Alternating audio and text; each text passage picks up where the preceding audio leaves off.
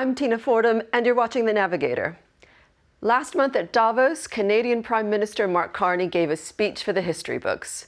Speaking in the aftermath of heightened tensions over Greenland, he declared, "We are in the midst of a rupture, not a transition." It was a freeze-frame moment in geopolitics and triggered a rare standing ovation. Carney's candid admission illustrates what I call the geopolitical butterfly effect.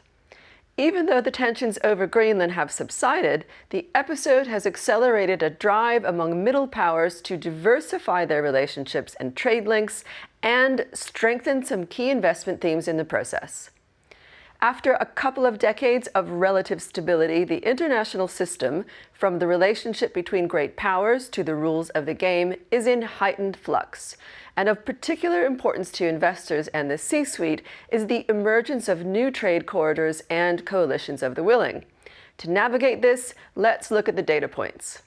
In January, the EU and India concluded their landmark free trade agreement, which Commission President Ursula von der Leyen called the mother of all trade deals.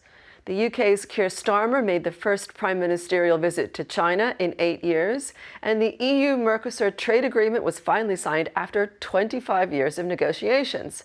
Add to this the new Canada-China economic roadmap, discussions between the EU and Australia, and the growing Pakistani-Saudi and Germany GCC security cooperation. And the pattern is clear.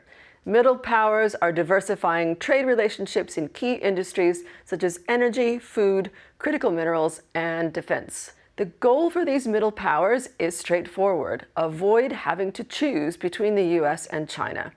But this hedging strategy comes with risks. Countries may find themselves squeezed by both through tariff threats, investment restrictions, or security pressures, and implementing new trade deals can be a lot harder than just agreeing to them. Even so, the imperative is clear. As Carney put it, if you're not at the table, you're on the menu. This brings us to a defining theme for 2026. Geopolitics is now both a source of headwinds and tailwinds in the investment environment. In other words, a driver and a risk factor.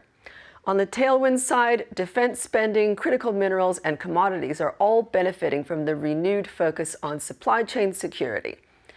On the headwinds side, trade tensions, policy uncertainty, currency volatility, and the rerouting of supply chains are all causing disruption. We expect this trend to continue as both competition and coercion intensify. This month, we're highlighting 3 factors on our February Navigator watch list. U.S. civil unrest continues and is starting to have an impact on the polls ahead of November midterms, while Japan's snap election on February 8th is the Prime Minister's first electoral test, with the ruling coalition expected to strengthen its support. Security tensions in the Middle East remain high amid the face-off between the U.S. and Iran, although diplomacy continues. As ever, I'll close with my favorite quote from Louis Pasteur: "Fortune favors the brave, but chance favors the prepared mind." For more of our analysis on this and other topics, follow me on LinkedIn and sign up for our free newsletter.